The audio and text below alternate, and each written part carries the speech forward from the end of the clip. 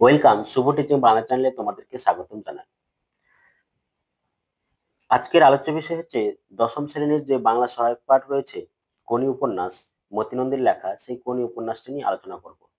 তোমরা চ্যানেলটিকে অবশ্যই সাবস্ক্রাইব করে পাশে থাকবে এবং বন্ধুদের সাথে শেয়ার করবে। বাংলা বিষয়ের সমস্ত আপডেট পাওয়ার জন্য, বাংলা ব্যাকরণ ক্লাস এবং টেক্সট বুকের প্রত্যেকটি চ্যাপ্টার আলোচনা পাওয়ার জন্য এই চ্যানেলটিকে অবশ্যই সাবস্ক্রাইব করে বন্ধুদের সাথে শেয়ার করবে। তাহলে চলো দেখে নিই, এই যে দশম শ্রেণীর যে সহায়ক পাঠ কোনি উপন্যাস, সেই কোনি উপন্যাস মতিনন্দীর লেখা, সেটি প্রথম পরিচ্ছেদ আমরা আলোচনা করব আজকে। তাহলে দেখে নিই প্রথম পরিচ্ছেদে কি বলছে। প্রথমে আমরা দেখে নেব সহায়ক পাঠ কোনি মতিনন্দী। তাহলে আমাদের আজকের আলোচনা যে কোনি উপন্যাসের যে প্রথম পরিচ্ছেদ, সেই প্রথম পরিচ্ছেদ আলোচনা করব। তাহলে আমরা দেখে নিই এই প্রথম পরিচ্ছেদে কি বলতে চাইছে। তাহলে দেখো প্রথম পরিচ্ছেদ। প্রথমে বলছে আজ বারুনি। তার আগে আমি তোমাদের বলে রাখি, এই কোনি উপন্যাসটি মতিনন্দী রচিত 10টি কিশোর উপন্যাস গ্রন্থ থেকে গৃহীত হয়েছে। উৎস হিসেবে মনে রাখবে, কোনি উপন্যাসটি মতিনন্দী রচিত 10টি কিশোর উপন্যাস গ্রন্থ থেকে গৃহীত হয়েছে। আশা করি উৎস সম্পর্কে তোমাদের জানা গেল। এবার আমরা দেখে নেব এই কোনি উপন্যাসের প্রথম পরিচ্ছেদ। আজ বারুনি। আচ্ছা, বারুনি কি? বারুনি হচ্ছে বরুণ দেবের স্ত্রী। বরুণ দেবের স্ত্রীর নাম বারুনি। এখানে বারুণী তিথিতে অর্থাৎ চৈত্র মাসের কৃষ্ণা ত্রয়োদশীতে শতভিসা নক্ষত্র যোগ তিথি উপলক্ষে হিন্দু সম্প্রদায়ে অনেক গঙ্গাতে যে স্রোতস্বিনীতে যে স্নান করে যে উৎসব পালন করা হয়, এখানে তার কথা বলা হয়েছে। এক কথায় বলতে গেছে, বারুণী একটি তিথি, যেটি চৈত্র মাসের ত্রয়োদশ তিথিতে শতভিসা নক্ষত্রের সময় এই উপলক্ষে করা হয়। হিন্দু সম্প্রদায়ের মানুষেরা গঙ্গাতে মা গঙ্গাকে স্নান করে মা গঙ্গাকে কাঁচা আম অর্পণ করে এই উৎসব পালন করা হয়। এখানে সেই বারুণীর কথা বলা হয়েছে। তাহলে আজ বারুণী, গঙ্গায় আজ কাঁচা আমের ছড়াছড়ি। যেহেতু আজকে বারুণী উৎসব, বারুণী তিথি, তাই মা গঙ্গাকে সবাই কি করছে? কাঁচা আম অর্পণ করছে। তাই গঙ্গায় কি হচ্ছে? কাঁচা আমের ছড়াছড়ি, মানে গঙ্গাতে কাঁচা আম ছড়িয়ে রয়েছে। ঘাটে থই থই ভিড়, বয়স্কদের ভিড়টাই বেশি। এবার ঘাটে যে ভিড়টা রয়েছে, থইতে মানে প্রচুর যে ভিড় রয়েছে, সেই ভিড়ের মধ্যে কিন্তু বয়স্ক মানুষদেরটাই কিন্তু ভিড়টা বেশি। সদ্য ওঠা কাঁচা আম মাথার উপর ধরে ডুব দিয়ে উঠে ফেলে দিচ্ছে। এবার মা গঙ্গাকে যে কাঁচা আম অর্পণ করতে গিয়েছিল, তখন কিভাবে মা গঙ্গাকে কাঁচা আম অর্পণ করছে? যখন মা গঙ্গাকে কাঁচা আম অর্পণ করছে, তখন গঙ্গাতে স্নান করছে।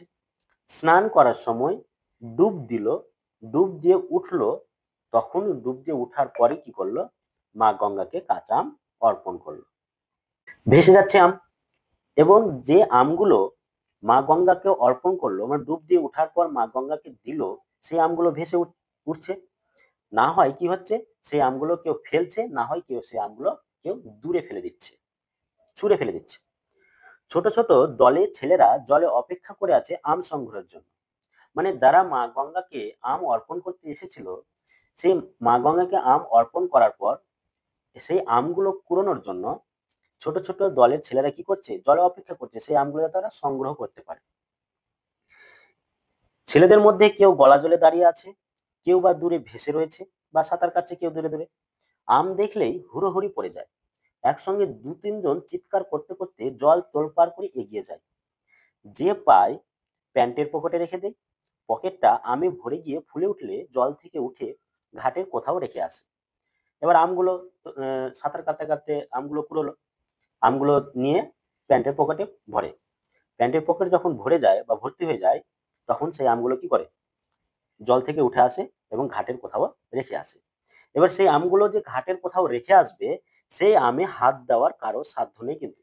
মানে আমগুলো যেগুলো রেখে আসবে, সেগুলো আমে হাত দেওয়ার সাধ্য নেই, কেউ হাত দিতে পারবে না। পরে সে কি করবে? সেই আমগুলো কি করবে?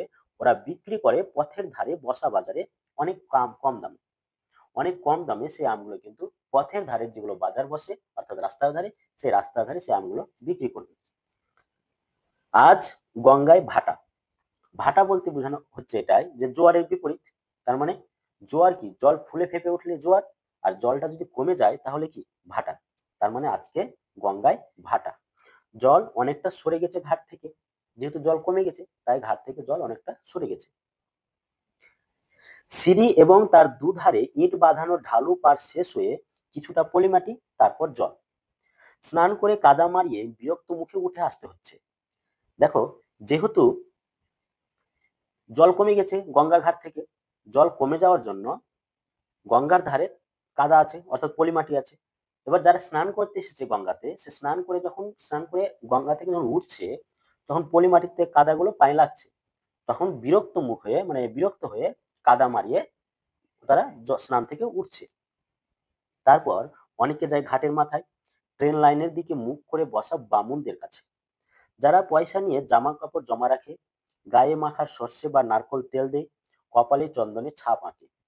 তোমরা খেয়াল করবে, গঙ্গার ধারে যদি কোনো উৎসব হয়, সেই উৎসবে কিছু বামুন থাকে।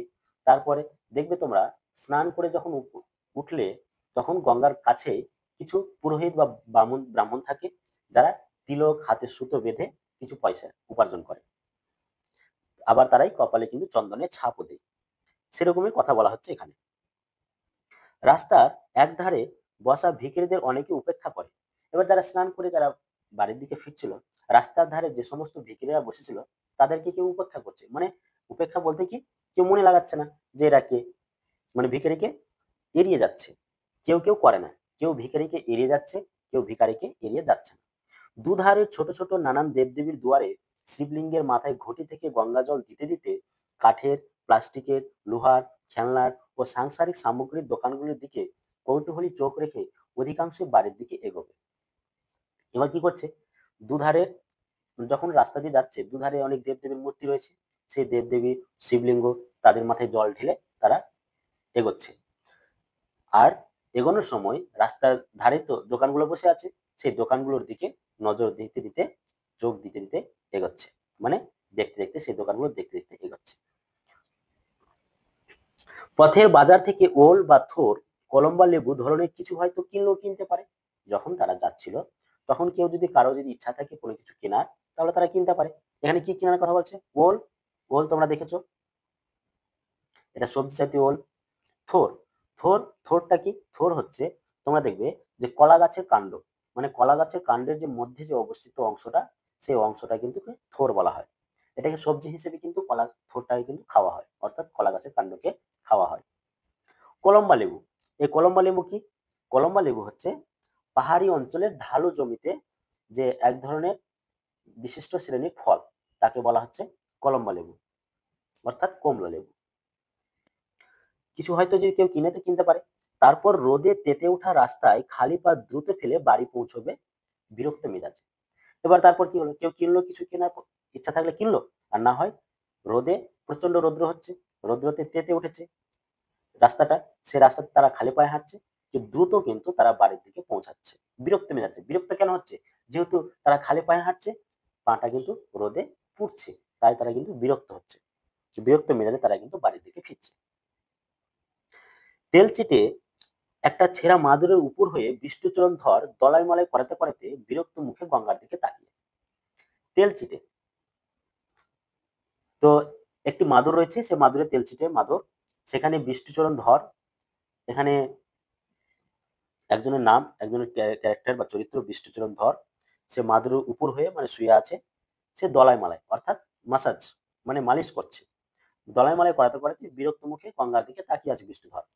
বিষ্ণুধরের পাড়ায় ওকে বেস্টাদা বলে ডাকে। আইএ পাস, আইএ অর্থাৎ ইন্টারমিডিয়েট আর্টস। ইন্টারমিডিয়েট আর্টস কি, যার মান হচ্ছে বর্তমান দ্বাদশ শ্রেণীর সমতুল্যকে বলা হয় আইএ পাস। অত্যন্ত বনেদি বংশের, অত্যন্ত বনেদি, বনেদি বলতে কি, যে অনেক সুপ্রতিষ্ঠিত, যার অনেক সম্পত্তি রয়েছে, তাকে বনেদি বংশের বলা হয়। খান সাতেক বাড়ি, বড় বাজারে ঝাড়ন মশলার কারবার এবং সর্বোপরি 3.5 মণ দেহের মালিক। ঝাড়ন মশলার কারবার রয়েছে, বড় বাজার, অর্থাৎ বড় বাজার বলতে কোথায়? বড় বাজার বলতে কলকাতার বড় বাজারে। আর 3.5 মণ দেহের মালিক এবং বৃষ্টিচরের দেহের ওজন হচ্ছে 3.5 মণ। ওরই সমবয়সী 40 বছরের একটি বিশ্বস্ত অস্টিন সর্বত্র ওকে বহন করে। আর ওরই সমবয়সী অর্থাৎ বৃষ্টিচরণ ধরেরই সমবয়সী একটা অস্টিন, অর্থাৎ অস্টিন বলতে এখানে এক ধরনের মোটর গাড়ির কথা বলা হচ্ছে, তার বয়স হচ্ছে 40 বছর। তার মানে এই অস্টিনের বয়স যদি 40 বছর হয়, তাহলে ভেবে নিতে হবে বৃষ্টিচরণ ধরেরও বয়স কিন্তু 40 বছর। তাকে সবসময় কিন্তু বহন করে। বিষ্ণুধরের বিরক্তির কারণ হাত পনেরো দূরের একটা লোক, পরনে সাদা লুঙ্গি আর গেরুয়া পাঞ্জাবি, কাঁধে রঙিন ঝোলা। মানে বিষ্ণুধরের হাত পনেরো দূরে যে একটি লোক দাঁড়িয়ে আছে, তার পরনে কি রয়েছে? সাদা লুঙ্গি রয়েছে, গেরুয়া পাঞ্জাবি, কাঁধে রঙিন ঝোলা। তার দিকে পিট পিট করে তাকাচ্ছে আর মাঝে মাঝে মুচকি হাসছে। সেই লোকটি কি করছে? তার দিকে তাকাচ্ছে আর মাঝে মাঝে কি করছে? মুচকি হাসছে। বিষ্ণু বুঝতে পেরেছে লোকটা হাসছে তার দেহের আয়তন দেখে। এরকম হাসি বাচ্চার ছেলেরাও হাসে। বিষ্ণু তখন দুঃখ পায়, তার ইচ্ছে করে ছিপছিপে হতে। এবার লোকটি যখন হাসছিল বৃষ্টিধরকে দেখে, তখন তার ইচ্ছা করছে যেন ও ছিপছিপে হয়। তার দুঃখ হচ্ছে। যেরকম লোকটা হাসছে সেরকম কিন্তু বাচ্চা ছেলেরাও হাসে। এটাই বোঝাতে চাইছে এখানে। কিন্তু বিষ্টু বিরক্ত হচ্ছে যেহেতু ওই লোকটা মোটেই বাচ্চা নয়। আচ্ছা, একটা বাচ্চা ছেলে যদি বিষ্ণুধরকে কেউ হাসে, তাহলে বাচ্চা ছেলে হাসতেই পারে, এটা অস্বাভাবিক কিছু না, স্বাভাবিক।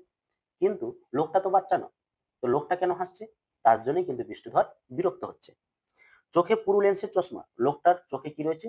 পুরু অর্থাৎ মোটা লেন্সের চশমা রয়েছে। নুন আর গোলমরিচের গুঁড়ো মিশালে যেমন দেখায়, মাথার কদম ছাড় চুল সেই রঙের। বয়সটা 50-এর এধারে ওধারে বছর 5-এর মধ্যে হতে পারে। তার মানে লোকটার বয়স কত? লোকটার বয়স হচ্ছে এখানে 50 বছর। লোকটার গায়ের রং ধুলো মাখা পোড়ামাটির মতো, আর চোখের চাহনি ধূসর। মণি দুটো দেখলে মনে হবে বোধ হয় সূর্যের দিকে চ্যালেঞ্জ দিয়ে তাকিয়ে থেকে মণির কালো রংটা ফিকে হয়ে গেছে। চাহনিটা এমন, মানে চোখ দিয়ে এমন ভাবে দেখছে, দেখলে মনে হয় যেন তার মনের সঙ্গে মেলে না সেই সব ব্যাপারগুলো ব্লো টর্চের মতো পুড়িয়ে দিয়ে ভিতরে সেধিয়ে যাবে। ব্লো টর্চ, এখানে ব্লো টর্চটা কি? ব্লো টর্চটা হচ্ছে তীক্ষ্ণ ও তীব্র আলো প্রদানকারী বৈদ্যুতিক মশাল, একে বলা হয় ব্লো টর্চ। তো ব্লো টর্চের মধ্যে পুড়িয়ে দিয়ে ভিতরে সেধিয়ে যাবে। সেধিয়ে বলতে কি? প্রবেশ করা। চোয়াল দুটোকে শক্ত করে ধরে আছে জেদ। এবার চোয়াল, সেই লোকটি কি কি করেছে? তার চোয়াল দুটোকে শক্ত করে ধরে আছে। মালিশওয়ালা ডান হাঁটুটা বিষ্টুর কোমর চেপে ধরে মেরুদণ্ড বরাবর ঘাড় পর্যন্ত দ্রুত ওঠানামা করাতে লাগলো পিস্টনের মতো। কিসের মতো? পিস্টন। পিস্টন এক ধরনের ইঞ্জিন, যেভাবে উঠানামা করে সেভাবে পিস্টন বলা হয়। এক কথায় বলতে গেলে পিস্টন, যে ফাঁপা নলের মধ্যে অবস্থিত যে নলাকার যন্ত্র উঠানামা করে, তাকে বলা হয় পিস্টন। তো ঠিক সেরকম মালিশওয়ালা কি করছে? ডান হাঁটুটা বিষ্টুর কোমরের উপর পিস্টনের মতো উঠানামা করছে। বার দশেক এইভাবে হাঁটু ব্যবহারের পর মালিশওয়ালা নমস্কারের ভঙ্গিতে হাতের তালু জোড়া করে বিষ্টুর পিঠে জোড়া তালুর মতো কোদাল চালানো। এবার যেভাবে মালিশ করে দু হাত জোড়ো করে নমস্কারের ভঙ্গিতে, ওইভাবে কিন্তু মালিশ করছে মালিশওয়ালা। এরপর বিষ্টু চিত হবার চেষ্টা করলো। বিষ্টু চিত অর্থাৎ সোজা হওয়ার চেষ্টা করছে, কিন্তু চেষ্টা সোজা হতে কিন্তু পারছিল না। মালিশওয়ালা কি করলো? ঠেলে ঠুলে গড়িয়ে দিতে সে অভীষ্ট লাভ করলো। অভীষ্ট লাভ করলো কি? মানে মালিশওয়ালা যখন ওকে ঠেলে ঠুলে চেষ্টা করছিল ওকে সোজা করার, মানে ও ও বাঞ্ছিত অর্থাৎ তার যে চেষ্টা, সেই চেষ্টাটা সফল হলো। এটাই বলছে অভীষ্ট লাভ করলো। আব্রু রক্ষাকারী গামছাটি ঠিকঠাক করে বিষ্টু গম্ভীর স্বরে নির্দেশ দিল, টান পুরো ছাড়। এবার বিষ্ণুধর মালিশওয়ালাকে বলছে যে এবার তুমি তানপুরো ছাড়ো। তানপুরো এক ধরনের বাদ্যযন্ত্র, সেই বাদ্যযন্ত্রের মতো তানপুরো ছাড়তে বলছে। তো মালিশওয়ালা বিষ্ণুধরের কথা মতো কি করলো? মালিশওয়ালা 10 আঙুল দিয়ে বিষ্ণুর সারা শরীরের চর্বিগুলো খপাখপ খামচে টেনে টেনে ধরে ছেড়ে দিতে লাগলো। মানে খামচে খামচে ধরছে আর বিষ্ণুধরের চর্বিগুলো আর ছেড়ে দিচ্ছে। এবার বলছে মালি এবার বিষ্ণুধর মালিশওয়ালাকে বলছে তবলা বাজা। মালিশওয়ালা কি করলো? 10 আঙুল দিয়ে বিষ্ণুর গলা থেকে কোমর অব্দি ধপাধপ চাটাতে শুরু করলো, মানে তবলা বাজাতে শুরু করলো। চোখ বুজে প্রবল আরামে নিঃশ্বাস ফেলতে গিয়ে তার মনে হলো লোকটা নিশ্চয়ই এখন ফ্যাক ফ্যাক করে হাসছে। বিষ্টু তখন খুবই বিরক্ত বোধ করে বলল, সারেগামা কর। এবার বিষ্টু বলছে এবার তুমি সারেগামা কর। মালিশওয়ালার নির্দেশ পেয়ে আঙুলগুলো দিয়ে হারমোনিয়াম বাজাতে লাগলো বিষ্টু সর্বাঙ্গে। যেহেতু ওকে সারেগামা করতে বলেছে, তা হারমোনিয়াম বাজাতে লাগলো মালিশওয়ালা। আঙুলগুলো শরীরে কিলবিল করায় সুরসুরি লাগছিল এবং তারই প্রতিক্রিয়ায় চর্বি থলথল করে কেঁপে উঠতেই বৃষ্টি শুনল খুক খুক হাসির শব্দ। এবার যখন তার চর্বিগুলো কিলবিল করছে, তখন একটা হাসির শব্দ পেলো, খুক খুক হাসির শব্দ। তোমরা বুঝতে পারছো সেই হাসিটা কি হাসছে? ওই লোকটা। চিত হয়ে আকাশের দিকে তাকিয়ে বিষ্টু বলল, লোকটাকে বলছে, কি বলছে, এতে হাসির কি আছে, হ্যাঁ? সেকেন্ড 20 পরে বিষ্টু জবাব শুনল, মানে 20 সেকেন্ড পরে বিষ্টু জবাব শুনলো। কি জবাব শুনলো? যে বলছে, মেসেজ হচ্ছে না সঙ্গীত চর্চা হচ্ছে? তখন বিষ্ণুধর বলছে, যাই হোক না তাতে আপনার কি? তখন লোকটা বলছে, ব্লাড প্রেশারটা মেপেছেন? বিষ্ণুধর বলছে, আপনার দরকার? লোকটা বলছে, ব্লাড সুগার পরীক্ষা করিয়েছেন? কোলেস্টেরল লেভেলটাও দেখেছেন কি? বিষ্ণুধর বলছে, কে মশাই আপনি, গায়ে পড়ে এত কথা বলছেন? চান করতে এসেছেন, করে চলে যান। তখন লোকটা বলছে, তা যাচ্ছে, তবে আপনার হাতটা বোধ হয় আর বেশি দিন এই গন্ধমাদন টানতে পারবে না। গন্ধমাদন, গন্ধমাদন কি? অর্থাৎ গন্ধ দ্বারা মত্ততে জন্মায় এমন কিছু গন্ধমাদন। এখানে গন্ধমাদন একটি পর্বতের কথা বলা হয়েছে।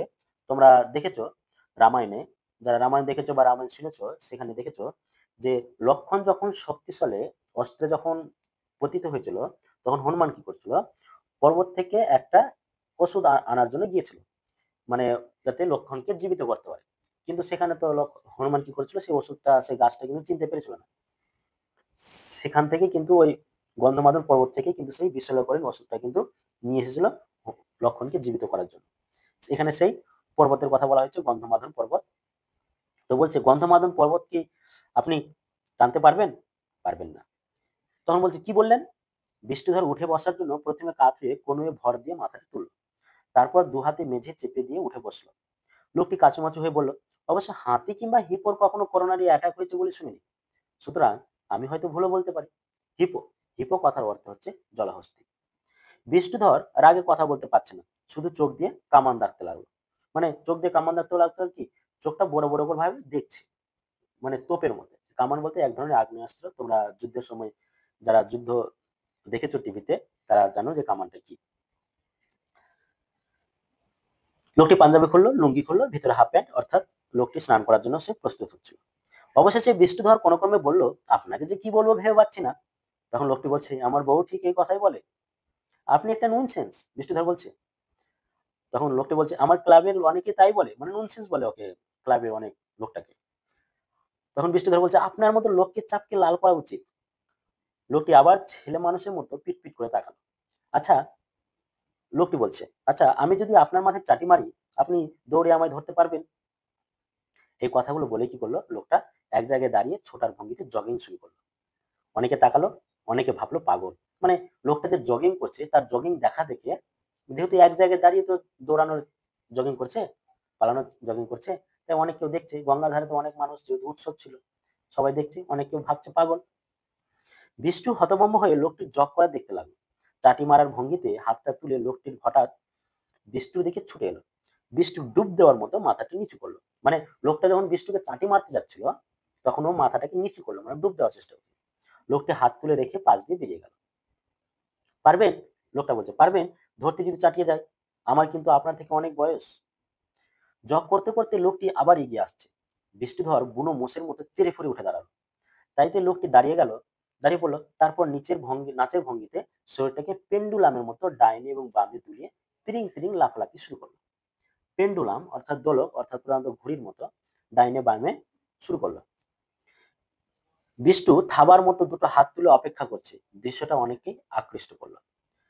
বলছে, লোকটা বলছে, আমি রোজ এক্সারসাইজ করি, আইসোমেট্রিক, ক্যালিস্থেনিক, বারবেল, বুঝলেন, রোজ করি। এগুলো এক্সারসাইজের নাম। আইসোমেট্রিক, আইসোমেট্রিক হচ্ছে সমমাপ বিশিষ্ট একটা শারীরিক ব্যায়াম।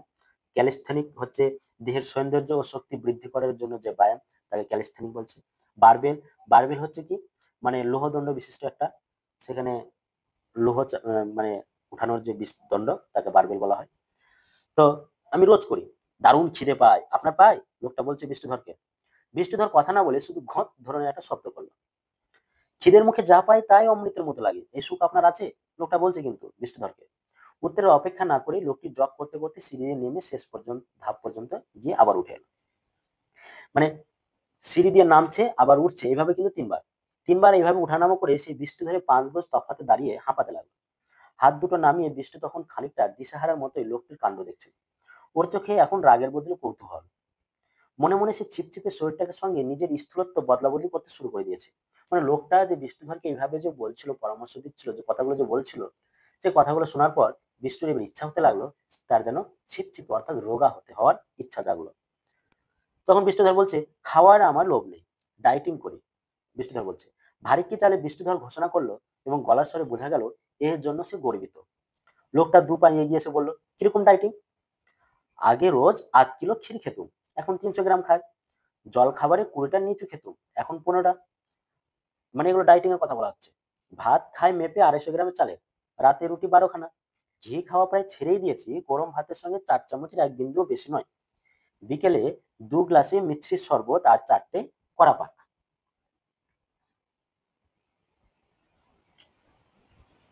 কড়া পাক কি? কড়া পাক হচ্ছে ঘন শুকনো করে পাক করা এক ধরনের সন্দেশ, সেটাকে বলা হচ্ছে কি কড়া পাক। মাছ মাংস ছুঁই না, বাড়িতে রাধা গোবিন্দ বিগ্রহ আছে। রাধা গোবিন্দের বিগ্রহ, বিগ্রহ কথার অর্থ হচ্ছে প্রতিমা বা রাধা গোবিন্দের মূর্তি রয়েছে। আর সপ্তাহে একদিন মেসেজ করাই এখানে এসে, এখানে এসে বলতে কোথায়, গঙ্গার ধারে এসে। আমার আমার অত নোলা নেই বুঝলেন, সংযম কেচ্ছা সাধন আমি করি। নোলা অর্থাৎ জিহ্বা, মানে আহারে যে লোভ, মানে খাবারের যে লোভ, তাকে নোলা বলা হয়। অত আমার লোভ নেই খাবারে, বুঝলেন। আমি সংযম কেচ্ছা সাধন আমি পারি। সংযম মানে নিয়ন্ত্রণ করতে পারি আমি। কেচ্ছা সাধন অর্থাৎ অতি কষ্ট সাধ্য যে সাধনা, সেটাও করতে পারে। হাটের ব্যায়ামে ফেমো আমার হবে না, বংশের কারো হয়নি। বাজি ফেলে ৭০টা ফুলুরি খেয়ে কলেরায় বাবা মারা গেছে, জ্যাঠা গেছে অম্বলে। তো ফুলুরি মানে এক ধরনের ভাত তেলে ভাজা বেসনের বড়া, তাকে বলা হয় ফুলুরি। এতে তখন লোকটা এত ডাইটিং শোনার পর লোকটা বলছে, এত কেচ্ছা সাধন করেন, মানে আপনি এত কষ্ট করেন, কি বাঁচবেন কি করে? লোকটি এগিয়ে এসে বিষ্টুহের ভুঁড়িতে হাত বুলিয়ে দিল। বলছে, সুরসুরি লাগে। বিষ্টু হাতটা সরিয়ে দিয়ে ক্ষুণ্ণ স্বরে বলল, আমার বউ ওই কথা বলে, সকাল থেকে রাত অব্দি ব্যবসা দেখি, সর্ষে চিনি ডাল নানান জিনিসের কারবার। এত খাটুনির পরে এইটুকু খাদ্য, তারপরে এই অপমান কে করলো? মানে অপমানটা কে করলো? বিষ্ণুধর বলছে। লোকটি আবার হাত বাড়িয়ে বিষ্টু একবার কিছু বলল, না সুরসুরি লাগে, কে অপমান করলো? তখন বলছে, বিষ্ণুধর লোকটাকে বলছে, কেন আপনি হাতি হিপো বললেন না? জলহস্তির ইংরেজি হিপো কি তা কি আমি জানি না? আমি কি অশিক্ষিত? না না। লোকটা বলছে, না না, আপনাকে আমি আপনাকে অশিক্ষিত তো বলিনি। লোকটি বিবৃত হয়ে চশমা মুছতে মুছতে বলল, আপনার ওজনটা খুব বিপজ্জনক হাটের পক্ষে। আচ্ছা, বিপজ্জনক মানে? বিষ্ণুধর তাচ্ছিল্য প্রকাশের চেষ্টা করলো, কিন্তু গলা দিয়ে বেরিয়ে এলো ভয়ার্থ স্বর, আমি কি মরে যেতে পারি? লোকটা বলছে, তা পারেন, আর নয়তো কেচ্ছা সাধনে কষ্ট করতে করতে রোগে ভুগে ভুগে বেঁচে থাকবেন কয়েকটা বছর। বলে লোকটি দুহাত তুলে সামনে ঝুঁকে পিঠটা ধনুকের মতো দেখালো। হাতের আঙুল পায়ে ছুঁয়ে আবার শীতে হলো, আপনি আমার থেকে ৪,০০০ গুণ বড় লোক, কিন্তু ৪ লক্ষ টাকা খরচ করেও আপনি নিজের শরীরটাকে চাকর বানাতে পারবেন না। লোকটা বিষ্ণুধরকে বলছে যে, আপনি আমার থেকে ৪,০০০ গুণ বড় লোক, কিন্তু আপনি ৪ লক্ষ টাকা খরচ করেও আমার মতো শরীর কিন্তু আপনি বানাতে পারবেন না। মানে আমি যেরকম শরীরটাকে চাকর, অর্থাৎ যেমন ইচ্ছে খুশি তেমন আমি শরীরটাকে করতে পারছি, আপনি কিন্তু পারবেন না। লোকটা বিষ্ণুধরকে বলছে। তখন বিষ্ণুধর বলছে, কিরকম কিরকম? লোকটি বলছে, লোকটি তার ডান কনুই শরীরে লাগিয়ে পিস্তল ধরার মতো হাতটা সামনে বাড়ালো। এবার হাতটা নামান তো। অবিশ্বাস ভরে বিষ্ণুধর হাতটার দিকে তাকালো। শিরা উপশিরা গাঁট সমেত হাতটাকে শুকনো শেকড়ের মতো দেখাচ্ছে। নামান নামান। ফুলো ফুলো আঙুল দিয়ে বিষ্ণু লোকটার কবজি চেপে ধরে নিচের দিকে চাপ দিল। নড়ল না ১ সেন্টিমিটারও। ঠোঁট কামড়ে বিষ্ণু জোরে চাপ দিল। হাতটা একই জায়গায় রয়েছে। বিষ্ণু এবার সর্বশক্তি প্রয়োগ করলো। কপালে ঘাম ফুটছে। মানে হাতটা নামানোর চেষ্টা করছে বিষ্ণুধর লোকটা, কিন্তু পারছে না। সর্বশক্তি প্রয়োগ করছে কিন্তু পারছে না। কপালে ঘাম ফুটেছে এবার। কিছু লোক দাঁড়িয়ে দেখছে, মানে তাদের কীর্তি, কিন্তু কিছু লোক দাঁড়িয়ে দেখছে। তাদের চোখে বিস্ময়। লোকটা সাফল্যে না বিষ্ণুর ব্যর্থতায় বোঝা যাচ্ছে না। বিষ্টু লোকটার মুখের দিকে তাকিয়ে পাতলা হাসি আর চোখ পিটপিটানি দেখতে পেল। হাতটা সে নিচে নামাতে পারছে না। বিষ্টু হাল ছেড়ে দিয়ে ফস ফস করে নিঃশ্বাস ফেলতে লাগলো। কি করে পারলেন? এবার বিষ্ণুধর জিজ্ঞাসা করছে লোকটাকে, যে আপনি কি করে পারলেন? হাতটাকে আপনি কিভাবে এভাবে ধরে রাখতে পারলেন যে আমি নামাতে পারলাম না? তখন লোকটা বলছে, জোরে বলতে শুধু গায়ের জোরই বোঝায় না, মনের জোরই সব হয়। ইচ্ছা শক্তি দিয়ে শরীরের দুর্বলতা ঢাকা দেওয়া যায়। শরীরের শরীর যতটা করতে পারে ভাবে, তার থেকেও শরীরটাকে দিয়ে বেশি করাতে পারে ইচ্ছার জোর। মানে তুমি ভাবছো যে শরীরটা তোমার এতটা পারবে কাজ করতে, কিন্তু তোমার যদি ইচ্ছা থাকে, তাহলে তার ইচ্ছা শক্তি যদি থাকে, তাহলে শরীর যতটা পারবে তার চাইতেও বেশি কিন্তু কাজ করতে পারবে। এটাই কিন্তু লোকটা বিষ্ণুধরকে কিন্তু বোঝাতে চাইছে। সেই জন্য শুধু শরীর গড়লেই হয় না, মনকেও গড়তে হয়। শরীর হুকুম দিয়ে মন কাজ করাবে, আর আপনার মন হুকুম করতে যায় না, তাই শরীর পারলো না। বিষ্ণুধর বিষণ্ণ চোখে তাকিয়ে থেকে বিড়বিড় করে বলল, ইচ্ছে করে খুব রোগা হয়ে যায়। ঠিক এই সময় গঙ্গার দিকে তীর থেকে তীক্ষ্ণ চিৎকার ভেসে এলো, কোনি, কোনি। লোকটি গঙ্গার দিকে তাকালো। এই ছিল এই প্রথম পরিচ্ছেদ আলোচনা। তোমাদের আলোচনা বুঝতে যদি সুবিধা হয় তাহলে অবশ্যই তোমরা কমেন্ট বক্সে কমেন্ট করে জানাও। আর এই প্রথম পরিচ্ছেদ থেকে তোমরা কি কি প্রশ্ন তোমরা তৈরি করবে, রেডি করবে, সেটা সেই প্রশ্নগুলো তোমরা এক নজরে দেখে নাও। প্রথমে দেখবে যে এই যে শেষে আছে, সেই জন্য শুধু শরীর গড়লেই হয় না, মনকেও গড়তে হয়। এই লাইনটি তুলে প্রশ্ন যেটা হবে সেটা তোমরা রেডি করবে। তারপরে দেখো, তারপরে হচ্ছে, আপনি আমার থেকে 4,000 গুণ বড় লোক, কিন্তু 4 লক্ষ টাকা খরচ করেও আপনি নিজের শরীরটাকে চাকর বানাতে পারবেন না। এই লাইন তুলে প্রশ্নটা তোমরা রেডি করবে। তারপরে দেখো, খাওয়ায় আমার লোভ নেই, ডাইটিং করি। এই প্রশ্নটা রেডি করবে।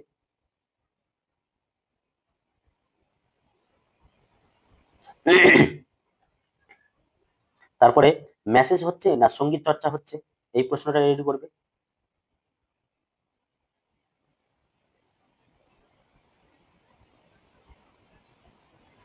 তারপরে প্রথম প্রশ্ন হচ্ছে, আজ বারণী, গঙ্গায় আজ কাঁচা আমের ছড়াছড়ি। এই প্রশ্নগুলো কিন্তু তোমরা অবশ্যই রেডি করবে। আজকে এই পর্যন্তই, পরের ভিডিওতে দেখা হবে। ভালো থেকো, সুস্থ থেকো।